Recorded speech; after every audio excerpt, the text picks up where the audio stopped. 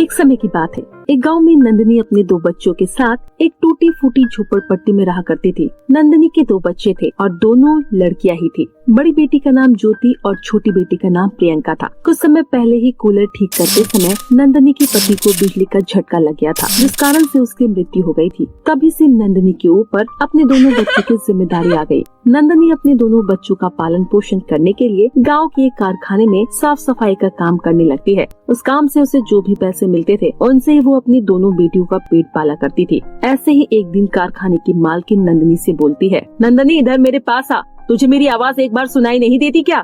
आज मेरी बेटी का जन्मदिन है, इसलिए तुझे घर पर जाकर साफ सफाई करनी होगी। इसके लिए मैं तुझे अलग से पैसे दे दूंगी, लेकिन मुझे साफ सफाई बिल्कुल 1 नंबर चाहिए, पूरा घर चमकना चाहिए। और हाँ, मेरे घर के बाकी नौकरों के साथ मिलकर तुझे सारी डेकोरेशन भी करनी है। लेकिन मालकिन, अब तो मेरा घर जाने का समय हो गया है, आपको मुझे पहले बताना चाहिए था। मेरे बच्चे मेरा घर पर इंतजार कर रहे होंगे। मालकिन, आज आप मुझे पगार भी देने वाली थी, मेरे घर में राशन खत्म हो गया है, मेरे दोनों बच्चे घर पर भूखे बैठे होंगे, कृपया आप मुझे पैसे दे दीजिए, मेरा जाने का समय हो गया है। तू जाने की बात क्यों कर रही है? मैंने तुझे अभी जाने के लिए बोला? मैंने तुझे काम के लिए बोला है ना? मेरे घर जाकर सारी डेकोरेशन कर और साफ सफाई भी, तब मैं तुझे पैसे दूंगी। लेकिन मालकिन, मैंने आपको बोला ना कि मेरे जाने का समय हो गया है, रात होने वाली है, मुझे घर जाकर राशन लाना है, अपने बच्चों के लिए खाना बनाना है, समय लग जाएगा, मैं कल आकर साफ सफाई कर दूंगी। ठीक है, तो फिर कल आकर पैसे ले लियो। मालकिन की ऐसी बातें सुनकर नंदिनी निराश हो जाती है, क्योंकि उसके घर पर खाने के लिए एक दाना भी नहीं था। वो अपने बच्चों को क्या खिलाती, उसे कुछ समझ नहीं आता है। जिसके बाद वो मालकिन के घर काम करने के लिए चली जाती है। मालकिन के घर जाकर वो पूरे बगीचे की सफाई करती है, पूरे घर में झाड़ू पोछा और डस्टिंग भी करती है। वही रात के 10 बज जाते हैं। मालकिन घर वापस नहीं आती, जिसके बाद नंदिनी पैसे मांगने के लिए वापस से कारखाने में जाती है और बोलती है, मालकिन, आप तो घर ही नहीं आई, इसलिए मैं पैसे लेने के लिए आपके पास आ गई। मैंने सारे घर की सफाई और बगीचे की साफ सफाई कर दी, कल आकर मैं डेकोरेशन भी करवा दूंगी। अभी समय हो रहा है, आप मुझे पैसे दे दीजिए, मैं राशन लेकर घर चली जाती हूँ। तुझे पहले आना चाहिए था, मैंने अभी अभी अपनी बेटी के बर्थडे के लिए केक बुक करा और बाकी सारी चीजें बुक कर दी। अब मेरे पास केवल 100 रुपए हैं, ये लेना है तो ले ले, बाकी की कल ले लेना। ये सुनकर नंदिनी बहुत निराश हो जाती है, क्योंकि केवल 100 रुपए में वो क्या ही राशन लेती। दूसरी तरफ उसके दोनों बच्चे भूखे होते हैं। दीदी, मुझे बहुत जोरों की भूख लगी है, माँ कहाँ रह गई?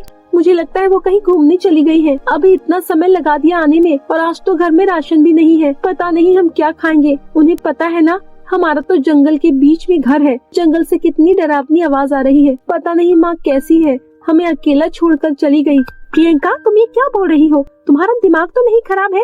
भला कोई माँ अपने बच्चों को भूखा छोड़कर घूमने क्यों जाएगी? माँ जरूर कामों में फंस गई होगी, इसलिए देरी हो गई होगी।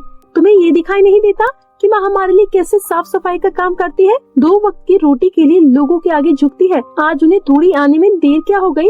तुम तो उनको अनाप शनाप बकने लगी। आगे से माँ के बारे में ऐसा कभी मत बोलना। सॉरी दीदी, मुझे माफ कर दो, मुझे बहुत जोरों से गुस्सा आ रहा था, इसलिए मैंने ऐसा बोल दिया। दोनों बहनें पानी पीकर लेट जाती है और अपनी माँ का इंतजार करती है। दूसरी तरफ नंदिनी को कोई भी दुकान खुली नहीं मिलती है। रात होने के कारण सारी दुकानें बंद हो जाती है। तभी वो निराश हो जाती है और घर की तरफ आने लगती है। तभी उससे रास्ते में एक दुकान मिलती है। ये देख नंदिनी खुश हो जाती है और भागते हुए उस दुकान की तरफ आती है और बोलती है, भैया मुझे 1 किलो चावल दीजिए। अच्छा हुआ मैं समय पर आ गई, नहीं तो आपकी दुकान बंद हो जाती। हाँ बहन जी, अभी मैं आपको चावल देता हूँ। दुकान वाला नंदिनी को चावल देता है, जिसके बाद नंदिनी उसे पैसे देकर घर चली जाती है। घर पर आने के बाद नंदिनी अपने दोनों बच्चों के लिए खाना बनाती है और उन्हें खाना खिलाती है। खाना खाने के बाद दोनों बच्चे आराम से सो जाते हैं। नंदिनी सोच में पड़ी रहती है, आखिरकार वो कल अपने बच्चों को क्या खिलाई। ऐसे ही बैठे बैठे उसकी आँख लग जाती है और वो सो जाती है। सुबह सुबह उठकर नंदिनी फिर से काम पर चली जाती है। वो सबसे पहले जाकर कारखाने में काम करती है। उसके बाद वो मालकिन के घर जाकर डेकोरेशन कराती है। डेकोरेशन करते समय अचानक सीढ़ियों से नंदिनी का पैर फिसल जाता है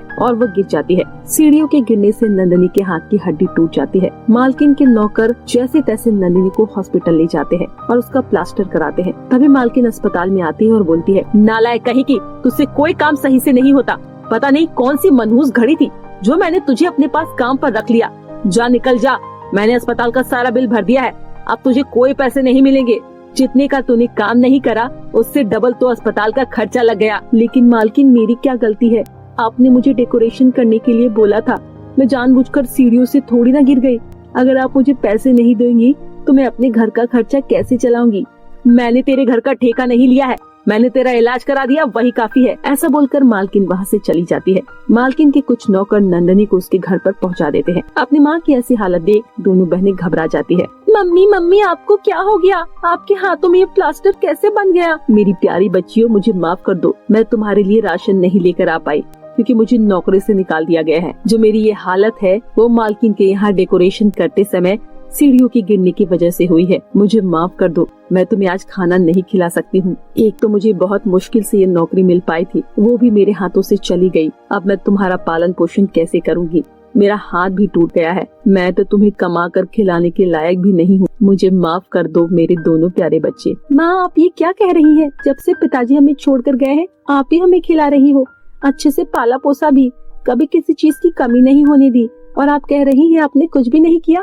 आप चिंता मत कीजिए, अभी आपकी दोनों बेटियां जिंदा है और हमारे रहते हुए हम आपकी अच्छे से सेवा करेंगे। आप आराम करिए, कल सुबह हम दोनों बहन काम ढूंढने जाएंगे, हमें कोई न कोई काम तो जरूर मिल जाएगा, आप परेशान मत होइए। ऐसा कहकर दोनों बहनें अपनी माँ को दिलासा देती है और सभी लोग पानी पीकर भूखे पेट सो जाते हैं। अगली सुबह दोनों बहनें काम की तलाश में निकल जाती है। उन दोनों बहनों को एक शोरूम के अंदर सेल्स गर्ल्स का काम आखिरकार मिल जाता है। सुबह से लेकर शाम तक दोनों बहनें काम करती है। मन लगाकर काम करने से शोरूम के मालकिन उन्हें अच्छे पैसे देती है। पैसे मिलते ही दोनों बहनें खुश हो जाती है, जिसके बाद वो घर का राशन, माँ की दवाइयाँ और फल सब्जियाँ लेकर घर जा रही होती है। दोनों बहनों की खुशी का कोई ठिकाना नहीं था। तभी उन्हें रास्ते में एक माँ अपने नवजात बच्चे के साथ बैठी हुई मिलती है। वो माँ ज्योति और प्रियंका को रोकते हुए बोलती है, बच्चे मेरी मदद करो, मेरा बच्चा 1 हफ्ते से भूखा है, मुझे कोई काम नहीं मिल रहा है। तुम दोनों के पास तो कितनी सारी खाने की चीजें हैं, थोड़ी चीजें मुझे भी दे दो और थोड़े बहुत पैसे भी,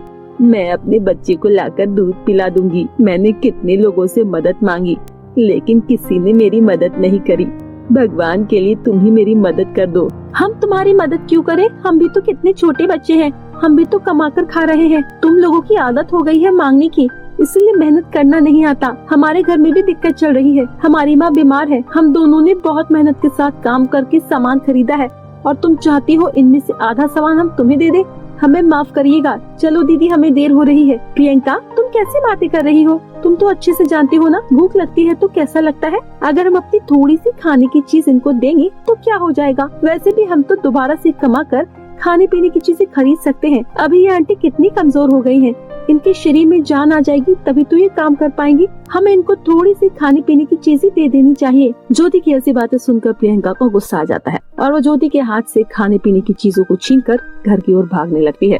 ज्योति के पास अब केवल देने के लिए रुपए पैसे ही होते हैं, इसीलिए वो उन आंटी को पैसे दे देती है। पैसे देती ही वो आंटी और उनकी बेटी एक परी के रूप में बदल जाती है। ये देखकर ज्योति की आंखें फटी की फटी रह जाती है। तभी वो परी ज्योति से बोलती है, ज्योति मैं खुशी परी हूँ, मैं यहाँ पृथ्वीलोक पर हमेशा आती रहती हूँ और यहाँ पर अपना रूप बदल कर मनुष्यों की परीक्षा लेती हूँ। आज मेरी परीक्षा में तुम पास हो चुकी हो, मांगो तुम्हें क्या मांगना है। ज्योति परी को अपनी सारी कहानी बताती है, जिसके बाद परी बोलती है, ज्योति मैं तुम्हें जादुई गोल्डन फ्रॉक देना चाहती हूँ जिसकी मदद से तुम कुछ भी मांग सकती हो, लेकिन याद रहे तुम्हें बिल्कुल लालच नहीं करना है, नहीं तो ये जादू गोल्डन फ्रॉक अपने आप गायब हो जाएगा।